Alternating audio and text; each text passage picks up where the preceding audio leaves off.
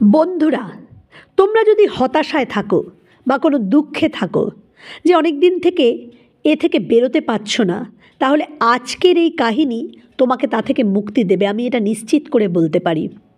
শুধু আমার অনুরোধ, পুরো ভিডিওটা দেখো, স্কিপ করো না।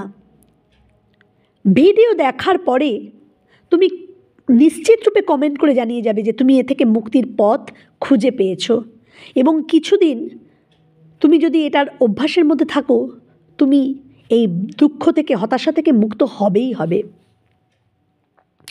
এক গ্রামে এক মহাত্মা ছিলেন। তিনি বিভিন্ন বিদ্যায় পারদর্শী ছিলেন। সেই গ্রামেরই এক ভদ্রলোক সেই মহাত্মার কাছে একদিন গিয়ে উপস্থিত হন। গিয়ে বলেন, আমি আপনার কথা অনেক শুনেছি। আপনার মধ্যে নাকি অদ্ভুত শক্তি আছে, যার দ্বারা আপনি আমার সমস্যার সমাধান করতে পারেন। তখন মহাত্মা বলেন, আপনার সমস্যাটা কি? তখন ভদ্রলোক বলছেন, আমার সমস্যা হলো আমি বহুদিন ধরে দুঃখ, হতাশায় আক্রান্ত হয়ে আছি। আমি এর ভার আর বহন করতে পারছি না। আমি নিজেও খুশিতে থাকতে পারি না, আমার পরিবারের কারোকেও আমি খুশি রাখতে পারি না। আমি যে কাজ শুরু করি তাতেই ভুল হয়ে যায়, আমি কিছুই করতে পারি না। আমি মাঝে মাঝে ভাবি, আমার এই জীবন রেখে লাভ কী? আমার এক প্রতিবেশী আমাকে আপনার কথা বলেছে, আমি শেষ আশা হিসেবে আপনার কাছে এসেছি। আপনি কি আমাকে এ থেকে মুক্ত করে দিতে পারেন?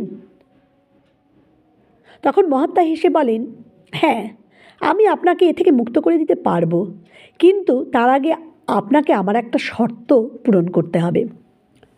তখন ভদ্রলোক বলেন, কী শর্ত? তখন মহাত্মা তাদের গ্রামের প্রান্তে যে পাহাড় আছে সেদিকে হাত দেখিয়ে বলেন, ওইখানে পাহাড়ের কাছাকাছি একটা মন্দির আছে না, সেই মন্দিরে যে জমিটা, সেই জমিতে প্রচুর পিঁপড়ে রয়েছে।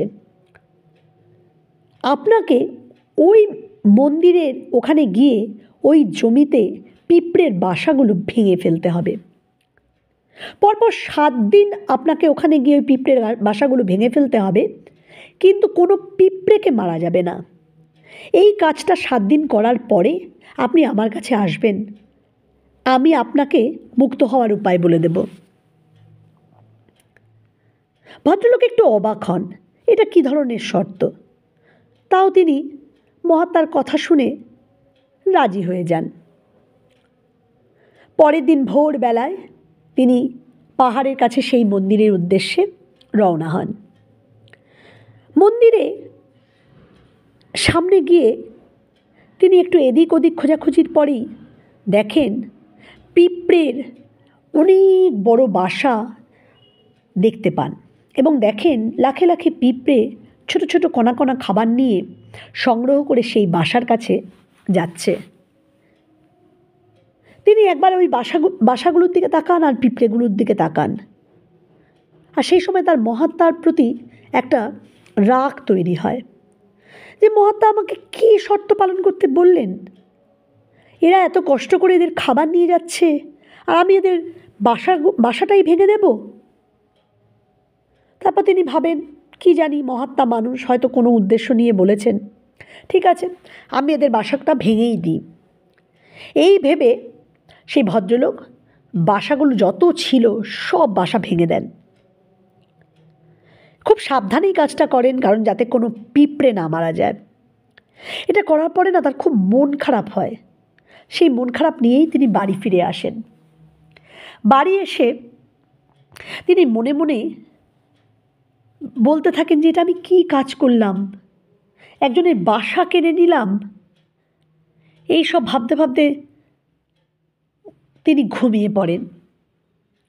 পরের দিন সকালবেলায় উঠে তিনি ভাবেন যে যাই একবার পাহাড়ের কাছে, উনি তো 7 দিন যেতে বলেছেন। তিনি সেই মন্দিরের সামনে গিয়ে যেখানে বাসা ভেঙে ফেলেছিলেন সেখানে উপস্থিত হয়ে তিনি তো অবাক হয়ে যান। গতকাল তিনি বাসা ভেঙে দিয়ে গেছেন, আজকে আবার বাসা তৈরি করে ফেলেছে সমস্ত পিঁপড়েরা। এবং তারা ঠিক আগের মতো সেই কণা কণা খাবার নিয়ে সেই বাসায় জমা করার জন্য যাচ্ছে। এটা দেখে তিনি হতবাক হয়ে যান যে একটা রাত্রের মধ্যে তারা বাসা তৈরি করে নিয়েছে। এবার তিনি জোশের সঙ্গে, সাবধানেই অবশ্য, সেই বাসা আবার ভেঙে দেন আর জল ঢেলে দেন সেখানে প্রচুর। এবারও তার কিন্তু খুব মন খারাপ হয় যে মহাত্মার নির্দেশ পালন করতে গিয়ে আমি যে কি কাজ করছি আমি নিজেই বুঝতে পারছি না। এইসব ভাবতে ভাবতে তিনি বাড়ি চলে আসেন।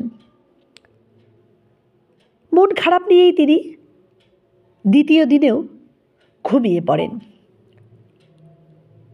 তৃতীয় দিন সকালে তিনি আবার ঘুম থেকে ওঠেন। উঠে মহাত্মার নির্দেশ মেনেই তিনি আবার সেই মন্দিরের ওখানে যান।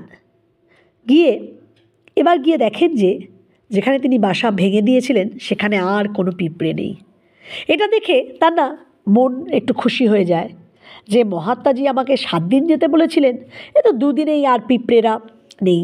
তাহলে আমি আজকেই মহাত্মাজির কাছে চলে যাব, গিয়ে বলবো যে দেখুন আমি তো 2 দিনের মধ্যেই কাজ সম্পন্ন করে চলে এসেছি, এবার আপনি আমাকে উপায় বলুন। এই বলে তিনি মহাত্মাজির কাছে ফিরে যাবেন। একটু এগিয়েছেন, তিনি তাকিয়ে দেখেন পিঁপড়েরা আর একটা জায়গায় বাসা বানিয়েছে। এটা দেখার পরে না তিনি হতচকিত হয়ে যান। এদের এই পাশের বাসা ভেঙে দিলাম, এরা এই পাশে এসে বাসা বানালো। তিনি আবারও সেই বাসাও ভেঙে দেন। তার একটু একটু রাগও হচ্ছিল যে একটা জায়গা আমি সম্পূর্ণ করে ফেলেছিলাম, আমি ভেবেছি আর নেই, এরা আবার এখানেও বাসা বানিয়ে ফেলেছে, মানে আমাকে আবার কালকেও আসতে হবে দেখার জন্য এই বাসা আবার তৈরি হচ্ছে কি না। এইসব ভাবতে ভাবতে তিনি বাড়ি চলে যান। খানিকটা হতাশা নিয়েই তিনি পরের দিনও ঘুমিয়ে পড়েন। চতুর্থ দিন তিনি আবারও সেই জায়গায় যান। গিয়ে দেখেন ওই যেখানে দ্বিতীয়বার বাসা করেছিল সেখানে পিঁপড়েরা আবার বাসা বানিয়েছে। এটা দেখার পরে না তার প্রচণ্ড একটা রাগ হয়ে যায়। এই ছোট ছোট পিঁপড়েদের এত শক্তি কোথা থেকে আসছে? আমি বাসা ভেঙে নিয়ে যাচ্ছি, তারা আবার বাসা বানাচ্ছে। এবার তার রাগ এত হয় তিনি রাগের চোটে চিৎকার করে পা দিয়ে চেপে চেপে বাসাগুলো ভাঙতে শুরু করে দেন। তিনি হিতাহিত জ্ঞানশূন্য হয়ে পড়েন। তিনি ভুলে যান যে মহাত্মাজি বলেছিলেন যে একটা পিঁপড়েও যেন মারা না যায়। তার এই রাগের চোটে হঠাৎ করে যখন তার সম্বিত ফিরে আসে তিনি তাকিয়ে দেখেন তিনি অনেকগুলো পিঁপড়েকে মেরে ফেলেছেন। এইবার না তার খুব খারাপ লাগতে শুরু করে। তার চোখ বেয়ে জল পড়তে থাকে যে আমি আমার রাগের চোটে এটা কি কাজ করলাম, আমি এতগুলো পিঁপড়েকে মেরে ফেললাম। তার রাগের চোটে কিছু জায়গার বাসা ভাঙা হয়েছিল, তিনি আর বাসা ভাঙেন না। তিনি মনে মনে ঠিক করেন আগামীকাল যখন আমি আসবো এদের জন্য খাবার নিয়ে আসবো, আমি আর পিঁপড়ের বাসা ভাঙব না বলে কাঁদতে কাঁদতে তিনি বাড়ি চলে যান। বাড়ি গিয়ে ঘুমিয়ে পড়েন। পরের দিন সকালে তিনি সেখানে উপস্থিত হন।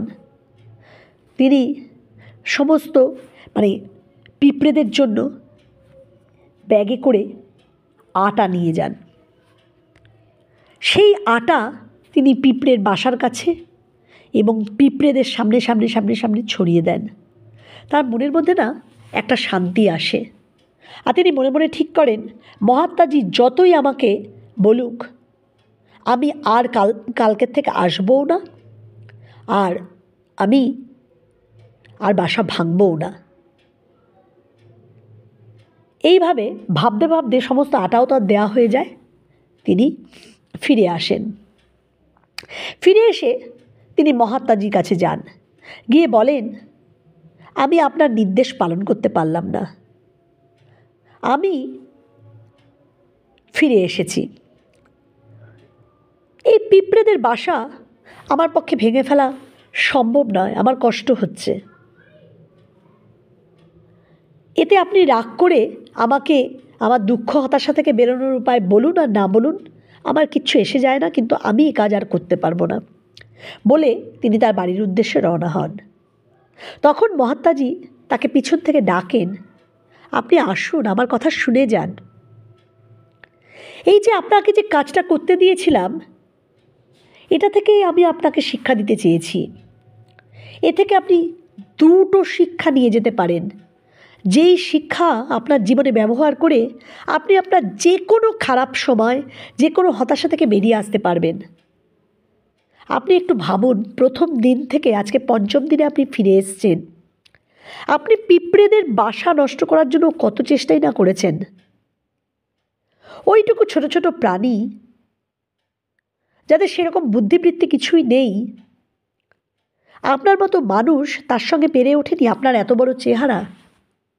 কারণ তারা কখনো থামতে জানে না, তারা জানে তাদের কাজটা সম্পূর্ণ করতে হবে। একবার শেষ হয়ে গেছে তো কী হয়েছে, তারা আবার চেষ্টা করেছে, সেই জন্য আবার বাসা বানাতে পেরেছে। আবার ভেঙে গেছে তো তারা কী হয়েছে, সেই জায়গায় না বানিয়ে আবার আরেক জায়গায় বানিয়েছে। তাদের চেষ্টা কখনো থেমে থাকেনি। তাহলে প্রথম শিক্ষা হলো, একবার যদি কোনো কারণে হতাশা আসে, দুঃখ আসে, আমি ভেঙে পড়ে জীবন শেষ করে দেবো বা সেখান থেকে সরে আসবো? আমাকে দ্বিতীয়বার চেষ্টা করতে হবে, দ্বিতীয়বার না পারলে তৃতীয়বার চেষ্টা করতে হবে। আর দ্বিতীয় শিক্ষা হলো এটাই, আপনি নিজে একবার ভাবুন, আপনি বাসা ভাঙার জন্য গেছেন, আমার নির্দেশ পালন করার জন্যই গেছেন, কিন্তু চতুর্থ দিন কিন্তু আপনার রাগ হয়েছিল বাসা কেন ওরা করছে, কিন্তু ওদের মারা যেতে দেখে না আপনার ভেতরে একটা কষ্ট হলো, তখন আপনি ওদের জন্য খাবার নিয়ে গেলেন। অর্থাৎ পিঁপড়েদের এই প্রচেষ্টা দেখে ভগবানও কিন্তু চুপ করে থাকেননি। আপনার মনের মধ্যে সেই দয়ার ভাব উদয় হয়েছে এবং আপনি ওদের জন্য খাবার পৌঁছে দিয়েছেন। এটা থেকে দ্বিতীয় শিক্ষা হলো, আপনার কষ্ট দেখে এবং আপনি বারবার চেষ্টা করছেন দেখে গোটা ইউনিভার্স এবং তার সৃষ্টিকর্তা কেউ চুপ করে বসে থাকবে না, আপনাকে তার জন্য পুরস্কার দেবেনই দেবেন। আপনাকে সেই সময়টুকু পর্যন্ত চেষ্টা করে যেতে হবে। এই বিশ্বাসটা নিয়ে যদি আপনি জীবনে চলেন, আপনি কোনো দিনও হতাশা এবং দুঃখে ভুগবেন না। তখন ভদ্রলোক বুঝতে পারেন যে মহাত্মাজি আমাকে কত বড় শিক্ষা দিলেন। বন্ধুরা, আমরা আমাদের জীবনে যদি এই দুটো বিষয় মনে রাখতে পারি, যে কোনো হতাশা থেকে না আমরা আমাদেরকে বের করে আনতেই পারবো। প্রথম হলো, আমাদের একটা পথ বন্ধ হয়ে গেলে বা একটা রিলেশনশিপ ভেঙে গেল বা একটা কাজ হলো না, হতাশ হয়ে বসে থাকার কোনো কারণই নেই। দ্বিতীয় একটা রাস্তা আমাদেরকে নিজেদেরকেই খুলতে হবে। রাস্তা এবং দরজা খোলার জন্য ইউনিভার্স বসেই রয়েছে, শুধু আমাদেরকে সেদিকে যেতে হবে। আর দ্বিতীয় কথা মনে রাখতে হবে, আমাদের এই প্রচেষ্টা দেখে ইউনিভার্স চুপ করে বসে থাকতে পারবে না, আমাদেরকে রিওয়ার্ড দেবেই দেবে। ভালো থেকো বন্ধুরা, দেখা হবে পরের ভিডিওতে।